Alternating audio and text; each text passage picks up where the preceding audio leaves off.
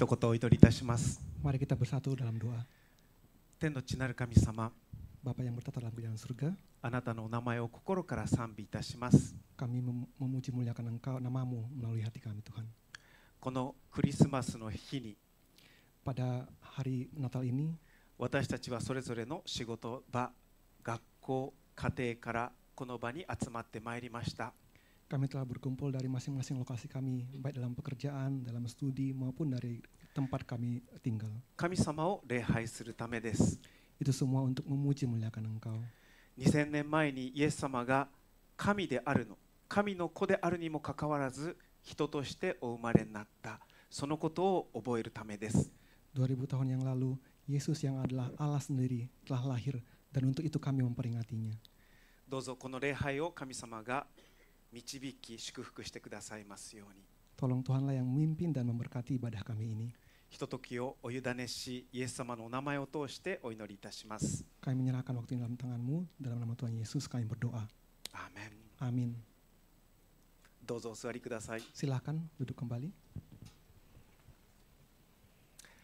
皆さんこんばんは。Selamat malam Bapak-bapak, Ibu-ibu, saudara-saudari sekalian。私の名前は渥美和信と言います。ビサイドチャーチ東京の牧師をしております。 Perkenalkan, nama saya adalah Kazunobu Yatsumi dan saya adalah gembala di gereja Beside Church. 今日は、東京インドネシア福音教会とそしてビサイドチャーチと、一緒に2つの教会が共にイエス様の誕生を祝う礼拝を持つことができることを幸いに思います。 Hari ini kita merasa berbahagia karena G3 Tokyo dan gereja Beside Church dapat bersama-sama mengadakan kebaktian Natal untuk merayakan kelahiran Yesus. 今年の4月か5月ぐらいだったでしょうか。本来は 2つの教会でコラボで何かクリスマスを一緒にしましょうという話がありました。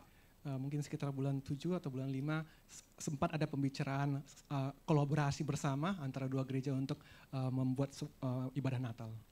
でも、ビサイドチャーチの方がちょっと教会でいろんなプロジェクトがあり、なかなか、一緒にコラボということはできず、最終的にはいろんな運営企画全部インドネシア教会の方にお任せするということになりました。 Ya, tapi sayang sekali gereja Beside begitu banyak proyek yang harus dikerjakan sehingga tidak memiliki waktu sehingga untuk berkolaborasi sehingga semua persiapan seperti yang diserahkan kepada G3 Tokyo.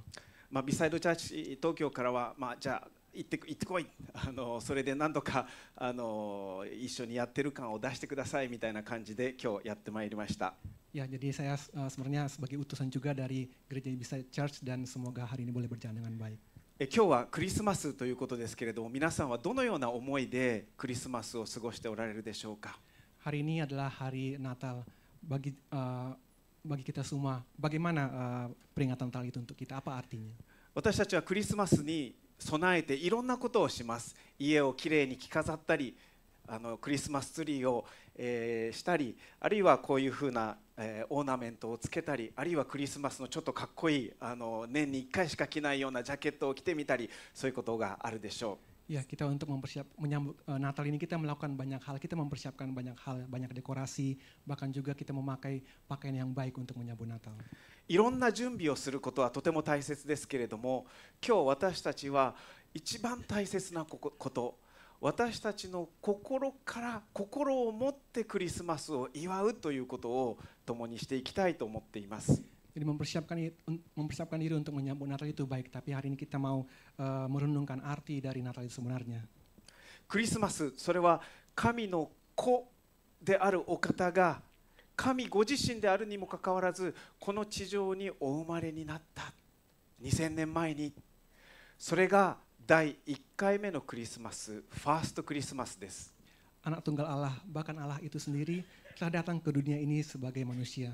Ini adalah peristiwa yang terjadi 2000 tahun yang lalu dan itu adalah Natal yang pertama.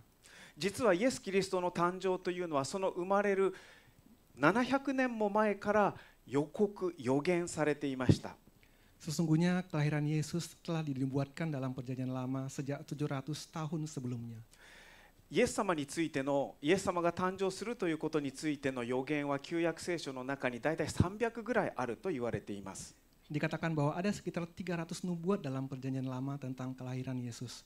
その中でも最も有名な箇所が今日共に見たいと思っていますイザヤ書の9章の6節7節です。インドネシア語の聖書では5節6節と少し日本語の聖書と節がずれていますけれども、一緒に見たいと思います。Dan salah satu yang paling terkenal adalah kata-kata dari Yesaya 9 ayat 6 sampai 7. Ya sedikit untuk bahas Alkitab bahasa Indonesia ada perbedaannya. Alkitab bahasa Indonesia Yesaya 9 ayat 5 sampai 7 dan yang hari ini akan kita baca bersama-sama. では、私が、日本語で読みますので、その後トドさんインドネシア語で読んでいただければと思います。イザヤ書9章6節、一人の緑子が私たちのために生まれる。一人の男の子が私たちに与えられる。主権はその方にあり、その名は不思議な助言者、力ある神、永遠の父、平和の君と呼ばれる。その主権は増し加わり、その平和は限りなく、ダビデの王座についてその王国を治め、裁きと正義によってこれを固く立て、これを支える。今より常しえまで万軍の主の熱心がこれを成し遂げる。Saya akan baca dalam bahasa Indonesia. Sebab seorang anak telah lahir untuk kita, seorang putra telah diberikan untuk kita. Lambang pemerintahan ada di atas bahunya, dan namanya disebutkan orang, penasihat ajaib, Allah yang perkasa, Bapa yang kekal, Raja damai. Besar kekuasaannya dan damai sejahtera tidak akan berkesudahan di atas tahta Daud dan di dalam kerajaannya, karena ia mendasarkan dan mengokohkannya dengan keadilan dan kebenaran dari sekarang sampai selama-lamanya. Kecemburuan Tuhan semesta alam akan melakukan hal ini. 神であるお方が人間の赤ん坊として生まれる。Allah yang Maha Kuasa lahir sebagai seorang bayi manusia. ここで主権とか王座という言葉が出てきていますけれども、これは一言で言うと王として神の国の王として生まれるんだということが記されています。 Kata-kata seperti kekuasaan dan tahta disebutkan, yang berarti bayi yang lahir ini adalah raja dari kerajaan Allah. 王の部分は今日は少し深掘りしませんが、ここに明記されている4つのタイトルに焦点を当てていきたいと思います。 Hari ini kita tidak akan membahas bagian tentang raja secara mendalam, tetapi kita akan fokus pada 4 gelar yang disebutkan dengan jelas. この4つのタイトルということですけれども、不思議な助言者、ワンダフルカウンセラー、英語で力ある神、マイティガード、永遠の父、エバーラスティングファーダー、平和の君、プリンスオブピースが与えられると書いています。 Bayi yang akan lahir memiliki 4 gelar, yaitu penasihat ajaib, Allah yang perkasa, Bapa yang kekal, dan Raja damai. 今晩はこの4つのタイトルをまずざっと全体的に見て、その後1つ目の不思議な助言者というところに目を向けていきたいと思います。 Hari ini kita akan meninjau secara singkat makna dari keempat gelar ini dan kemudian memperdalam gelar pertama. 不思議な助言者と訳されているこの言葉ですけれども、もともとはとても広い意味を持つ単語が使われています。 Ya, yang pertama yaitu penasihat ajaib yang menunjukkan bagaimana Yesus lahir untuk kita. Kata yang diterjemahkan sebagai penasihat ajaib ini sebenarnya berasal dari kata yang memiliki makna yang sangat luas. そのニュアンスを英語はうまく訳しているんですけれども、ワンダーという言葉が使われています。 Dalam bahasa Inggris penerjemahannya cukup baik dengan menggunakan kata wonder. ワンダーっていうのはワンダフルというふうにもなりますけれども、そうすると素晴らしい、美しいとかそういう意味になります。 Ya, kata wonder atau wonderful ini memiliki nuansa ajaib yang melampaui imajinasi. でもワンダーですと不思議なとか想像を超えたとかそういう意味になります。 Ya, wonder memiliki nuansa ajaib atau melampaui imajinasi. このように不思議なとか私たちの理解を超えたという意味合いもあれば、素晴らしいあるいは見事なというそういう意味合いも含んだそういう言葉です。 Yang juga memiliki arti ya luar biasa atau menakjubkan. 次に助言者と訳されている言葉は当時の王の側近中の側近を表していました。 Selanjutnya kata yang diterjemahkan sebagai penasihat menggambarkan posisi penting di dekat raja sebagai orang kepercayaan utama dan bagian inti dari kekuasaan. 常に王のそばにいて国中にアンテナを張り巡らし、国中の情報を集め、そしてそれを分析し、王に対して適切なアドバイスをしていくというそういうポジションです。Jadi dia mengumpulkan informasi dari seluruh negeri, kemudian menganalisanya dan memberikan nasihat agar raja dapat mengambil keputusan yang tepat. 今風の言い方をすれば、会社で言うならばコンサルタントでしょうか、あるいは大統領や総理大臣の補佐官に相当すると考えられます。 Ya, posisi ini bisa dianggap setara dengan seorang konsultan dalam pekerjaan atau juga penasihat presiden atau penasihat perdana menteri. このイエス様という赤ん坊は予想を超えた、想像を超えた素晴らしいコンサルタントであり補佐官であると聖書は言っているんです。 Bayi Yesus ini adalah konsultan atau penasihat yang luar biasa yang melampaui imajinasi yang hadir di sisi kita. これがイエス・キリストが生まれる700年前から予告されていた言葉です。 Dan ini sudah dinubuatkan 700 tahun sebelum kelahiran Yesus. そして事実イエス・キリストはこの予言の通りに生まれました。 Dan Yesus Kristus lahir sesuai dengan nubuat ini. 不思議な助言者、ワンダフルカウンセラーとしてお生まれになりました。 Dia lahir sebagai penasihat yang ajaib. またこの生まれてくる男の子は力ある神、マイティガーでもあると言っています。 Dan bayi laki-laki yang lahirnya juga disebut sebagai Allah yang perkasa, Mighty God. 大変で助けてほしい時だけ神様と神頼みする。また1年の始まりだけチャリンとお金を投げて商売繁盛、家内安全、無病息災を願うというそういう神ではない。 Ya, terkadang kita hanya berseru kepada Tuhan ketika menghadapi kesulitan dan memohon pertolongan. Kemudian di awal tahun biasanya kita melemparkan koin dan berdoa untuk kelancaran usaha, keselamatan keluarga atau kesehatan. Tapi Tuhan bukanlah Tuhan yang seperti itu. 自分が必要な時だけ、自分の都合のいい時だけ神を呼び寄せたり求めたり願ったりするということではない。 Jadi bukan seperti Allah yang saat kita panggil saat kita butuh pertolongan, bukan seperti itu. もう自分の願いが聞かれたらあとはもういらないというそういう神ではないというんです。 Bukan Allah yang ketika kita sudah tidak membutuhkan lagi pertolongannya, udah tidak butuh lagi. Bukan seperti itu. 都合が良い時だけ誰かの助けを呼び出すということはインドネシアの方が、より具体的にイメージしやすいかもしれません。 Konsep meminta pertolongan Tuhannya saat kita membutuhkan ini mungkin lebih mudah dipahami oleh orang Indonesia. インドネシアでは中流階級以上、少し経済的に余裕のある家庭には大体お手伝いさんがいます。そういう文化と社会構造なのです。 Dalam banyak keluarga kelas menengah ke atas yang memiliki sedikit kelebihan secara ekonomi, di Indonesia biasanya ada asisten rumah tangga di rumah. Jadi ini adalah bagian dari budaya dan struktur sosial. 例えば料理を作って手から滑って床に落ちた。そうすると、女中さん、しにしにだたん、こっちこっち、きれいにしてと言うと、さっとお手伝いさんが来て、さっときれいにしていくでしょう。 Jadi misalnya ketika kita sedang makan, kemudian makanan terjatuh dan lantai menjadi kotor, kita memanggil sini-sini, bersihkannya dan asisten akan datang dan membereskannya. そして片付けたら、すだや、terima kasih、もうきれいになったね、ありがとうということでしょう。 Dan setelah selesai, kemudian kita berkata, sudah ya, terima kasih, sudah bersih. Dan mereka akan kembali ke tempatnya. 私たちももしかしたら神様に対して似たようなことをしてしまうことがあるかもしれません。 Mungkin kita bersikap seperti ini kepada Tuhan. 何か問題を直面し、自分ではどうすることもできないときに、しにしに、神様こっちこっち、片付けて。で、終わったら、はい、ありがとう。そういうふうに神様を見てしまい、そういう扱いをすることがあるかもしれません。 Kita memanggil Tuhan, sini, sini, saat butuh pertolongan. Dan setelah masalah terselesaikan kita berkata, terima kasih, sekarang silakan pergi. これは明らかに神様を下に見ている状況と言えます。 Ini menunjukkan bahwa kita meremehkan Tuhan.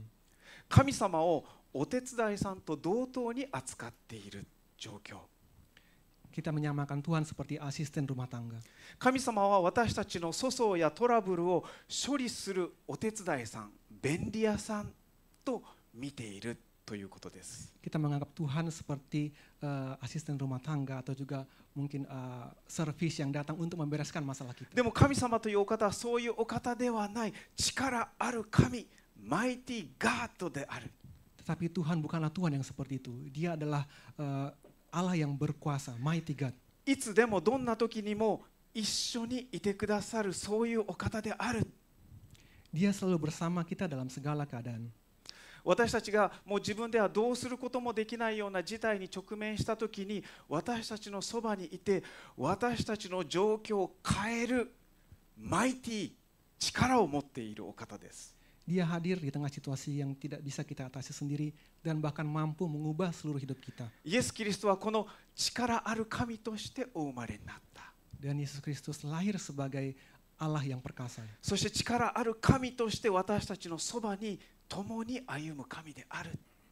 Dan Allah yang perkasa itu hadir bersama-sama dengan kita. この力ある神は3番目、永遠の父でもあると聖書は言っています。 Dan yang ketiga, Allah yang perkasa juga adalah Bapa yang kekal. 地球が宇宙ができる前の永遠の昔から永遠の未来に向かって存在し続けるお方です。 Dia sudah ada sejak sebelum bumi dan alam di semesta diciptakan, sejak kekekalan yang lampau dan akan terus ada hingga kekekalan yang akan datang. この世界を作り、そして時間や空間も含めて全てのものを作った、そういう神である。 Dialah yang menciptakan dunia, termasuk waktu, ruang, dan segala sesuatu. 永遠を司るお方である。このお方はどこかにいるのかいないのかのわからない、また実体のないそういう神ではなく、人格を持つ神である。つまりやり取りができる神であるというのです。 Penguasa kekekalan ini bukanlah sosok yang jauh, tidak jelas dan sulit dipahami. Sebaliknya, dia memiliki kepribadian dan berada dekat dengan kita seperti seorang bapa, melindungi dan membimbing kita. 新約聖書の福音書を見ると、イエス様がまさに永遠の父として動かれていた、働かれていたという姿を私たちは見ます。 Ketika kita membuka Alkitab, kita akan dikejutkan oleh sosok Yesus ya sebagai Allah yang 行いが悪いからお前は不幸になったんだと言われている病気の人や、あるいは障害を抱えている人のところにイエス様は行き、そのそばに立ち、そして救いの手を差し伸ばしていった。そしてその人たちに対して子よ、娘よと語りかけていきました。 Yesus dekat dengan orang-orang yang sakit dan cacat, yang dianggap tidak bahagia karena perilaku mereka yang buruk dan yang dijauhi oleh masyarakat. Kepada mereka Yesus memanggil dengan penuh kasih, anakku, putriku, dan memandang mereka dengan kasih. まさに永遠の父、エバーラスティングファーザーとして生きていた、その姿そのものです。 Jadi dia menjangkau mereka dengan tangan penyelamatannya. Inilah gambaran dari Bapa yang kekal, everlasting Father. 生まれてくるこの赤ん坊は平和の君、Prince of Peace でもある、そういう使命が与えられているとも書いています。 Bayi laki-laki yang lahir ini juga memiliki misi sebagai Raja Damai, Prince of Peace. Peace、平和ということを聞くと皆さんはどう思うでしょうか。 Ketika kita mendengar kata damai, apa yang ada di benak kita? 今私たちが住んでいるこの社会っていうのは、また世界は本当にピース、平和を必要としている、そういう社会、世界ではないでしょうか。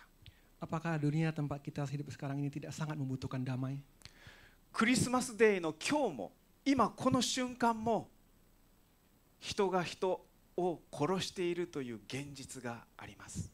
Sampai detik ini, saat Natal ini, orang membunuh orang lain dan itu benar-benar nyata. いや、もっと冷静に見ると、一歩間違えると核が使われ、地球全体がどうなるかわからないという、そういうギリギリの瀬戸際に今私たちは立たされているとも言える、そういう状況にあります。 Dan kita sekarang benar-benar di ambang krisis di mana penggunaan senjata nuklir bisa saja merusak bumi secara menyeluruh.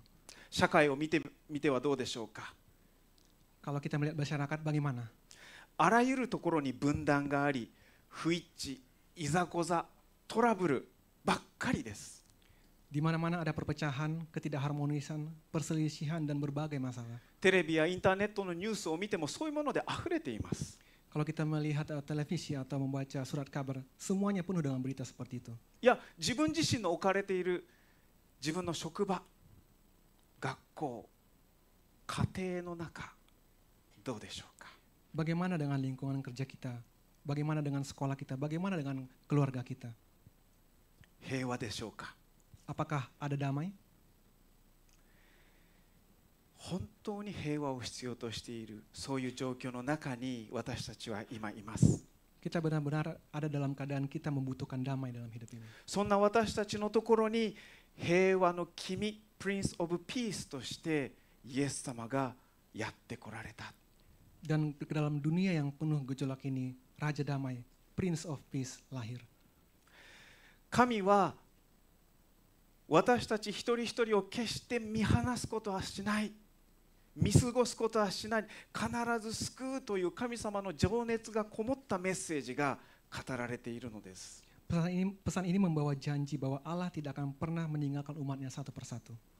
この4つのタイトルを持つイエス様が生まれるという約束が預言者イザヤを通して語られたのでした。 Janji kelahiran Yesus yang memiliki keempat gelar ini disampaikan melalui Nabi Yesaya. そしてその預言は、その約束は700年の時間を経て成就します。それがイエス・キリストの誕生です。 Dan setelah 700 tahun berlalu, janji itu digenapi melalui kelahiran Yesus. 今ざっとこの4つのタイトルの中身を見てきましたけれども、一つ目のイエス様が不思議な助言者、ワンダフルカウンセラーとしてお生まれになったということをもう少し深掘りしていきたいと思います。 Jadi kita sudah melihat sekilas mengenai 4 gelar yang dimiliki oleh Yesus, dan sekarang kita akan melihat secara mendalam gelar yang pertama.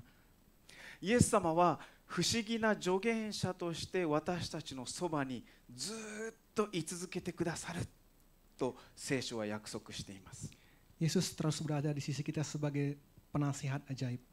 先に見たように、私たちの予測、想像をはるかに超えた素晴らしいコンサルタント、補佐官が私たちのそばにいる。 Seperti yang telah kita lihat sebelumnya, dia adalah konsultan atau penasihat yang luar biasa dan melampaui segala bayangan atau imajinasi kita, dan dia berada di samping kita. 私たちの心の内を全部知っている。私たちが歩んできた一つ一つのプロセスをすべて知っている。私たちが今置かれている状況を 100% 知っているお方。そして私たちがこれから進んでいくであろう未来についてもすべて知っておられる方が私たちと共にいる。 Yesus mengetahui seluruh isi hati kita. Dia memahami setiap proses kehidupan kita di masa lalu, mengerti situasi kita di saat ini, dan mengetahui jalan yang akan kita lalui di masa depan. ワンダフルカウンセラーとして私たちと共に居続けてくださる、それがイエス・キリストなんだ。そういうお方が2000年前にお生まれになったんだ。 Jadi penasihat ajaib itu yaitu Yesus Kristus, dia lahir 2000 tahun yang lalu. 詩編の139編というところには、ワンダフルカウンセラーとして私たちのそばにいてくださるということが具体的にどういうことかということが記されています。少し見ていきたいと思います。 Dalam Mazmur 139 terdapat gambaran nyata tentang Yesus yang berada di sisi kita sebagai wonderful counselor. 詩編の139編の1節から10節までを読みたいと思います。ちなみに6節のところには不思議という言葉がありますけれども、これが先ほど言ったワンダーと同じ意味を持つ言葉です。私が読みたいと思います。その後トドさん読んでいただければと思います。139編1節から、主よ、あなたは私を探り知っておられます。あなたは私の座るのも立つのも知っておられ、遠くから私の思いを読み取られます。あなたは私が歩くのも伏すのも見守り、私の道のすべてを知り抜いておられます。言葉が私の下に上る前に、なんと主よ、あなたはそのすべてを知っておられます。あなたは前から後ろから私を取り囲み、御手を私の上に置かれました。そのような知識は私にとってあまりにも不思議、あまりにも高くて及びもつきません。私はどこへ行けるでしょう。あなたの御霊から離れてどこへ逃れるでしょう。あなたの御前を離れ、たとえ私が天に昇ってもそこにあなたはおられ、私が黄泉に床を設けてもそこにあなたはおられます。私が暁の翼を買って海の果てに住んでも、そこでもあなたの御手が私を導き、あなたの右の手が私を捉えます。 Saya akan baca Mazmur 139 ayat 1-10, dan nanti di ayat 6 kita akan melihat ada kata ajaib di sana. Untuk pemimpin biduan Mazmur Daud, Tuhan, Engkau menyelidiki dan mengenal aku. Engkau mengetahui kalau aku duduk atau berdiri. Engkau mengetahui pikiranku dari jauh. Engkau memeriksa aku, kalau aku berjalan dan berbaring. Segala jalanku Kau maklumi. Sebab sebelum lidahku mengeluarkan perkataan, sesungguhnya semuanya telah Kau ketahui ya Tuhan. Dari belakang dan dari depan Engkau mengurung aku, dan Engkau menaruh tangan-Mu ke atasku. Terlalu ajaib bagiku pengetahuan itu, terlalu tinggi, tidak sanggup aku mencapainya. Kemana aku dapat pergi menjauhi roh-Mu? Kemana aku dapat lari dari hadapan-Mu? Jika aku mendaki ke langit, Engkau di sana. Jika aku menaruh tempat tidurku di dunia orang mati, di situ pun Engkau.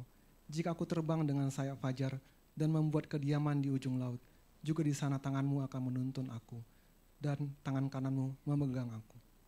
私の心の内もすべて 100% 知っている。これから話そうとしているその言葉も全部知って、もう遠くから読み取っておられるというのです。 Mazmur ini menggambarkan bagaimana Tuhan mengenal setiap sudut hati kita. Bahkan sebelum kita berbicara, Dia sudah mengetahui apa yang hendak kita ucapkan. Dia memahami seluruh pikiran dan isi hati kita. 私が立つのも座るのも、そしてどこかに行くのも横になるのも全部知っている。全部見守っている。 Tuhan mengetahui, mengawasi kita saat kita duduk, berdiri, berjalan, dan bahkan saat kita berbaring tidur. どこに行ってもいつもいつもそばに居続けてくださる。それがこの神なんだと。 Dimanapun kita berada, Dia selalu ada di sisi kita. ひとときも離れることはない。 Tidak pernah jauh dari kita sedetik pun. たとえ私たちが高く飛び立っていったとしても、そこにも神様はおられ、たとえ土に穴を掘って墓の中に隠れ入ったとしても、そこにも主はおられる。 Jika kita terbang ke langit, Tuhan ada di sana. Jika kita masuk ke liang kubur, Tuhan tetap hadir di sana. どのような時も、どのような状況の中にあっても、どこに行こうとも、ワンダフルカウンセラーなるキリストが共にいる。 Dalam segala situasi, kondisi dan tempat, Kristus yang adalah wonderful counselor selalu ada bersama kita. これはただひたすらに驚き、不思議でしかない。 Ini adalah sesuatu yang luar biasa dan ajaib. これがイエス・キリストというお方そのものの姿が記されているわけです。 Namun demikian itulah janji yang dijanjikan oleh Alkitab tentang Yesus Kristus. 少し私自身の話をさせていただきたいと思います。 Saya sedikit akan berikan kesaksian mengenai diri saya. 私は両親が宣教師だったため、インドネシアで生まれ、15歳の時、中3の時までインドネシアに住んでいました。 Karena orang tua saya adalah misionaris, saya lahir di Indonesia dan tinggal di sana hingga kelas 3 SMP saat berusia 15 tahun. 今から振り返ると本当に数々の素晴らしい思い出がいっぱいあるなと思い出します。 Saya mengalami banyak pengalaman yang luar biasa di sana. 特に10歳まで住んでいたカリマンタンの奥地、ジャングルの中の小さな町シンタンでの思い出は本当にいっぱいあります。 Dan salah satunya adalah waktu saya berusia 10 tahun, saya tinggal di pedalaman Kalimantan di sebuah kota kecil bernama Sintang. 当時は電気も水道もありませんでした。 Waktu itu tidak ada listrik dan tidak juga ada air ledeng. 日が昇ると同時に起き、そして日が沈むと、オイルのランプをつけて、そして家族で、一緒にご飯を食べお祈りをし、そしてそこで家族の中で礼拝をするということをしていました。 Kami bangun saat matahari terbit dan saat malam tiba kami berkumpul di sekitar lampu minyak untuk bercengkrama dengan keluarga yang kemudian dilanjutkan dengan ibadah keluarga. 雄大な大自然の中で神様の存在を否定するなんて余地は全くなく、むしろいつも神様に圧倒されるというそういう生活でした。 Dikelilingi oleh alam yang begitu megah, tidak ada ruang untuk menyangkal keberadaan Tuhan. Saya selalu dibuat terpesona oleh kebesarannya. 医者がいないので、病気をするととにかくひたすらに神様にすがるしかないという環境の中で、私の信仰が育まれ、土台が築き上げられていったと思います。 Karena tidak ada dokter di daerah tersebut, ketika sakit, kami hanya bisa bergantung sepenuhnya kepada Tuhan. Saya percaya bahwa dalam lingkungan seperti itulah iman saya bertumbuh dan fondasi saya terbentuk. いろんな動物をペットとして飼っていましたけれども、中でも一番の思い出はオランウータンです。Saya telah memelihara berbagai macam hewan sebagai peliharaan, tetapi kenangan yang paling berkesan adalah dengan orang utan. 2匹飼っていましたけれども、もう兄弟と同じように、生活をしていました。 Saya memelihara 2 ekor orang utan yang tumbuh hampir seperti saudara kandung. 一緒に木登りをするんですけれども、オランウータンの方が木から落ちるという珍事件もありました。 Kami sering memanjat pohon bersama dan pernah terjadi insiden lucu di mana justru orang utan yang merupakan ahli aslinya dia jatuh dari pohon. ずるいんです。オランウータンは足も手のように何か枝とかを握ることができるはずなんですけれども、なぜか木から落ちたりしたんです。 Ya, padahal orang utan dia memiliki struktur kaki dan tangan yang begitu besar yang bisa memegang kuat pohon, tetapi entah kenapa dia bisa jatuh. オランウータンは自分を家族の一員だと本当に考えて信じていたようです。 Tampaknya si orang utan benar-benar menganggap bahwa dirinya adalah anggota keluarga. ですから日曜日とか家族でみんなで一緒に教会に行くと、オランウータンは自分の小屋に入ってたんですけれども、連れて行け連れて行けと泣きました。 Ketika kami sekeluarga akan pergi ke gereja atau ke tempat lain, dia akan membuat keributan dari tempatnya. Dia akan meminta supaya ikut. で散々キーキー泣いた後でも連れて行けないと思うと泣きやむんです。で帰ってくるとへそを曲げてなんかなんて言うんでしょうね、あんまり相手にしてくれないんです。 Dia akan menangis dan meronta-ronta sampai kami tidak terlihat lagi. Kemudian ketika kami pulang, dia akan merajuk dan ngambek untuk sementara waktu. 本当に感情が豊かだなと思います。 Ya, begitulah ekspresi perasaannya. まあ素晴らしい話、経験は山ほどありますけれども、本当に、素晴らしい経験でした。でも同時に大変なこともいっぱいありました。 Saya memiliki banyak kenangan yang luar biasa, tetapi pada saat yang sama juga mengalami banyak hal yang sangat sulit. 熱帯地域における感染症のチャンピオン、マラリアには、ちょっと全部毎回カウントしてはいないんですけど、多分8回ぐらいかかったと思います。 Saya terkena malaria, penyakit yang menjadi juara infeksi daerah tropis sekitar 8 kali. 3歳の時には、乗っていた小舟が燃えてしまうという船事故にも遭いました。 Saat berusia 3 tahun, saya mengalami kecelakaan kapal kecil yang terbakar. 確かインドネシアの中で一番大きいと言われるカプアス川、幅1キロぐらいあるんですけれども、そのカプアス川に真夜中一人放り出されるということになりました。 Saya terlempar kesendirian ke Sungai Kapuas yang merupakan sungai yang terbesar di Indonesia yang lebarnya sekitar 1 kilometer. その船に乗っていた十数人のうち2人の20代前半の若者がその事故で命を落としました。 Dari belasan orang yang ada di kapal, 2 orang pemuda yang berusia sekitar 20 tahunan kehilangan nyawa dalam kecelakaan tragis itu. 3歳の私が助かり、なぜ力みなぎる若者青年が命を落としたのか。 Saya yang baru berusia 3 tahun selamat, tetapi pemuda yang begitu kuat itu tidak. その質問に対して答えは私は今もありません。わかりません。 Hingga kini saya belum bisa menemukan jawaban dari pertanyaan itu. でもこの船事故を通して明確に知らされたことは、自分の命は神によって生かされているんだということでした。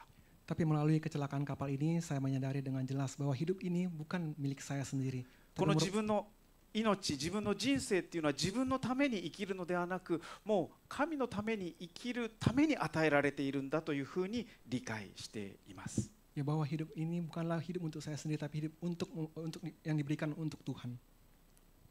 小学校4年生の時にはポンティアナックという町に2年間住みました。 Ketika kelas 4 SD, saya tinggal di kota Pontianak selama 2 tahun. そこはかつて日本軍による大虐殺があったという町です。 Di sana dulu terjadi pembantaian oleh tentara Jepang. ですから友達、知り合い、ほとんどみんな日本人によって拷問された、あるいは家族が殺されたという人たちばかりでした。 Di lingkungan tempat saya tinggal dipenuhi oleh orang-orang yang keluarganya dibunuh atau disiksa oleh tentara Jepang. そのような中で自分が日本人として生きているっていうことはどういうことかということを考えるきっかけになりました。 Dan itu membuat saya mulai merenungkan dengan mendalam apa artinya menjadi orang Jepang. その後父の働きの関係で首都のジャカルタに移りました。 Kemudian karena pekerjaan ayah saya, kami pindah ke Jakarta. そして日本人学校に入り、そこは先生も生徒もほぼ 100% 日本人という環境の中に突然放り込まれました。Dan kemudian saya bersekolah di sekolah Jepang yang hampir seluruh murid dan gurunya adalah orang Jepang. 今までクラスメートはオランウータンだったところがいきなり日本人学校の中に入っていきました。 Selama ini teman kelas saya adalah orang hutan, sekarang menjadi orang Jepang. 勉強はついていくことができない。そしてこの周りにいる日本人たちに自分はついていけない。そういう劣等感を抱えるようになりました。 Saya kesulitan mengikuti pelajaran dan merasa rendah diri dibandingkan dengan teman-teman Jepang saya yang unggul dalam banyak hal. 自分は何をやってもこの日本人にはなりきれないし、かといってインドネシア人でもないという自分は何者だろうかというアイデンティティクライシスも経験しました。 Saya mengalami krisis identitas dan bertanya-tanya, siapakah saya sebenarnya? そして当時はそんな言葉もなかったんですけれども、今でいう引きこもりを中学時代経験します。 Pada masa itu istilah seperti hikikomori belum dikenal, tapi di SMP saya mengalami kondisi seperti itu di mana saya menyendiri dalam ruangan. 高校受験のために日本に帰ってきて、そして日本文化、日本の中に入っていきました。 Untuk ujian masuk SMA, saya kembali ke Jepang. ただただ日本人に日本文化に圧倒される日々でした。 Di kehidupan SMA saya diwarnai dengan keterkejutan dengan budaya Jepang dan orang-orang Jepang. 大学時代に交換留学をし、また卒業後不思議な形でアメリカの進学校に行く機会がありました。進学校というのは牧師になるための学校です。 Di masa kuliah saya mengikuti program pertukaran pelajar dan setelah lulus saya merasa dipanggil dengan cara yang begitu misterius untuk belajar di sekolah teologi di Amerika Serikat. そこでストレスとプレッシャーを抱え、不眠症になり大きな挫折を経験します。 Di sana saya mengalami tekanan dan stres yang luar biasa sehingga menderita insomnia dan sempat juga mengalami frustasi. 生涯を連れ添う素晴らしい奥さんと出会い結婚します。 Saya bertemu pasangan hidup saya, menikah. 長女が与えられ、幸せの絶頂の中で長男が誕生します。 Dan saya dianugerahi seorang putri dan setelah itu saya juga dianugerahi seorang putra. 先天性の障害を持って生まれたため、自分が抱える腕の中でこの息子長男は息を引き取り、そして先に天を送るということもありました。 Tetapi putra saya ini dia memiliki cacat bawaan dan meninggal dalam pelukan saya.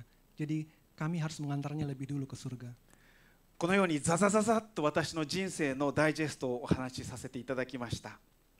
Dan saat ini saya berbagi cerita menelusuri kembali perjalanan hidup saya. そこそこいろんなところを通ってきています。 Saya menyadari bahwa saya telah melewati banyak pengalaman yang berbeda. でもいろんなこういう経験があるんですけれども、この人生を振り返るときに一言でまとめてみると、本当に神様が一緒に歩んでくださったそういう人生だなというふうに思っています。 Memang saya telah melalui banyak hal, tapi jika saya rangkum semuanya, saya merasa Tuhan selalu ada bersama saya kapanpun, dimanapun saya berada. 私の方から神様あっち行ってて、死に片付けてバイバイ、そういうことをやってきた。でも神様はそんな私に対してずっと愛を、ずっと守りを与え続けて、そばに居続けてくださった。 Ada kalanya saya mundur, saya juga berpaling dari Tuhan, ada kalanya saya juga memanggil Tuhan sini-sini dan bye-bye, tetapi Tuhan tetap sama dan terus berada di sisi saya dengan kasih dan kesabaran. ワンダフルカウンセラーとしてそばに居続けてくださった。 Sebagai wonderful counselor, dia terus ada di sisi saya. 絶えず慰め、励まし、力を与え、将来に対する道を開き続けてくださいました。 Dan dia selalu menuntun saya bersama saya sehingga saya dapat menjalani hidup ini. 喜びと幸せの中を歩む時も、苦しみ、悲しむ、痛み、うめく中にも共にいてくださいました。 Saya mengalami sukacita, saya mengalami kesedihan, selalu dia bersama saya. 神様が一緒にいてくださったゆえに、心から神様に本当に幸いな歩みだなと振り返ることができます。 Karena Tuhan selalu bersama saya dapat menjalani hidup ini dengan penuh rasa syukur. これから人生の後半戦がまだありますけれども、どんなことが起こるのか分かりませんが、自分の存在が揺すぶられるような不安はありません。 Kini saya memasuki paruh kedua hidup saya. Saya tidak tahu apa yang akan terjadi di masa depan, tapi saya tidak merasakan kecemasan yang mengguncang. なぜならば今までの歩み一つ一つの中で共にいい、そして守り支えてくださったから。Karena saya yakin bahwa Tuhan yang telah menyertai saya hingga saat ini akan terus bersama saya dan membuka jalan bagi saya. だから今も、そしてこれからも必ず一緒にいてくださる、その確信があります。 Ya, saya memiliki keyakinan bahwa saat ini dan ke depannya dia akan terus bersama saya. 聖書の約束に基づく神様と共に歩む私の51年の人生でしたけれども、それを皆さんに少し紹介させていただきました。 Dengan dasar janji dalam Alkitab, saya sedikit memperkenalkan kehidupan saya yang 51 tahun kepada Anda semua. その意図は、ぜひとも皆さんも神様が共にいてくださるんだというその神様の約束を握りしめて、皆さんの人生の道のりを歩んでいただきたいという、そういうメッセージを皆さん受け取っていただきたいと思うからです。 Tujuan saya adalah agar Anda juga mengalami hidup Anda dengan dasar janjinya Tuhan. 神様と共に歩む人生ほど安全で確かな歩みはありません。 Tidak ada kepastian selain berjalan bersama dengan Tuhan. 私は皆さんがどのような人生を歩んでおられるのか分かりません。 Saya tidak tahu bagaimana perjalanan hidup Anda, ですが少し想像することはできます。 tapi saya mungkin bisa sedikit membayangkannya. インドネシア人の方々にとっては日本での生活は決して楽ではないと思います。 Bagi orang Indonesia, kehidupan tinggal di Jepang ini bukanlah kehidupan yang gampang. 物理的には確かに便利でいろんなものがあり溢れていいなと思うことがあるかもしれませんけれども、でも心の内はどうでしょうか。 Ada banyak hal-hal yang praktis yang begitu memudahkan di sini, tapi bagaimana dengan kehidupan dalam hati kita? 目に見える形で、あるいは見えない形で差別を受けることがあるのではないでしょうか。 Bukankah ada diskriminasi, baik yang terlihat maupun yang tidak terlihat oleh mata? また意味も分からず、インドネシア人である、外国人であるということだけでなぜか見下されたり、バカにされたり、無視されたりということも経験することがあるのではないかと思います。 Bahkan mungkin juga pernah merasa diremehkan atau direndahkan tanpa alasan yang jelas. そのような中にあって、果たしてこのまま日本に住み続けるのか、それとも将来インドネシアに帰るのか、他の外国に行くのか、そういう悩みを抱えているということもあるかもしれません。 Dan Anda juga mungkin sedang mempertimbangkan apakah akan tinggal terus di Jepang, kembali ke Indonesia, atau pindah ke negara lain. でもどうかこのことをぜひ覚えておいてください。 Tapi tolong ingat satu hal ini. ワンダフルカウンセラーなるイエス様が共におられる。そして皆さんお一人お一人をあなたを守り導く。その約束を握りしめてください。 Bahwa Yesus, Sang Penasihat Ajaib, Dia mengetahui segala sesuatu tentang Anda. Dan Dia mengetahui kegelisahan, penderitaan, dan Dia ada bersama Anda. 私たちのことを 100% 知り尽くすお方がベストの道を導くと。 Dan Dia yang mengetahui 100% tentang kita, Dia akan menuntun jalan hidup kita. 日本人にとってもこの日本の社会は生きることが楽な社会ではないと言えます。 Bahkan bagi orang Jepang sekalipun, hidup di Jepang ini bukanlah hal yang mudah. ストレス社会です。 Ini adalah masyarakat yang penuh dengan tekanan. 職場でも学校でも小学生から高齢者に至るまであらゆる形でプレッシャーがあります。 Baik di tempat kerja, baik di sekolah, baik dari anak TK maupun sampai orang dewasa, orang lansia, banyak tekanan. 物価が上昇し、でも手取りは増えない。 Harga barang terus naik tetapi pendapatan tidak bertambah. 世界が経験したことのない未曾有の少子高齢化社会に突入しています。 Dan Jepang sedang memasuki era yang belum pernah terjadi sebelumnya di dunia, yaitu masyarakat yang sangat tua dengan angka kelahiran yang rendah. この先どうなるのか不安しかないと言えるでしょう。 Kedepannya bagaimana? Tidak ada yang pasti, begitu mengkhawatirkan. 教育も政治も経済もお笑いエンターテインメントまでスキャンダル、汚職、事件だらけです。 Pendidikan, politik, ekonomi, bahkan dunia hiburan dipenuhi dengan skandal, korupsi, dan berbagai peristiwa. もはやモラルの枠組みは形が存在しないぐらい崩壊し、もう何でもありというカオスです。 Struktur moral telah runtuh, menciptakan kekacauan di mana-mana. 何を土台として何を目指して目標として生きていけばいいのかわからない。 Mungkin ada saatnya kita merasa tidak tahu apa yang harus dijadikan dasar dan tujuan hidup. そういう人だらけ、そういう社会であり、そういう影響を私たちも受けています。 Begitulah keadaan masyarakat sekarang dan begitu juga pengaruh yang kita dapat kepada kita. そんな私たちです。 Itulah kita. そんな私たちのもとにワンダフルカウンセラーなるイエス様がお生まれになりました。 Dalam keadaan seperti inilah Yesus, sang penasihat yang ajaib, dia lahir untuk Anda. そして私たちと共に居続けてくださる、その約束を与えてくださっています。 Dan dia berjanji untuk terus bersama dengan kita. そのことを覚え、その約束を握りしめて歩んでまいりましょう。 Mari kita mengingat hal ini dan kita melangkah bersamanya. Selamat Hari Natal, Merry Christmas. お祈りいたします。 Mari kita bersatu dalam doa. 700年前から予告されて誕生されたイエス様の姿を私たちは聖書を通して見ることができました。 Hari ini kami bisa melihat sosok Yesus Kristus yang telah dinubuatkan 700 tahun sebelum kelahirannya. 不安、恐れ、将来に対する見通しが効かないというただ中に今私たちは生きています。 Kami berada dalam masyarakat yang penuh dengan kekhawatiran dan ketidakpastian mengenai masa depan. そのような私たちのすぐそばにいつもワンダフルカウンセラーになるお方がいてくださることを感謝いたします。 Tetapi kami bersyukur bahwa Tuhan ada bersama-sama dengan kami di situasi yang seperti itu sebagai penasihat yang ajaib. このイエス様と共に歩むものとさせてください。 Kami ingin berjalan bersama dengan Tuhan.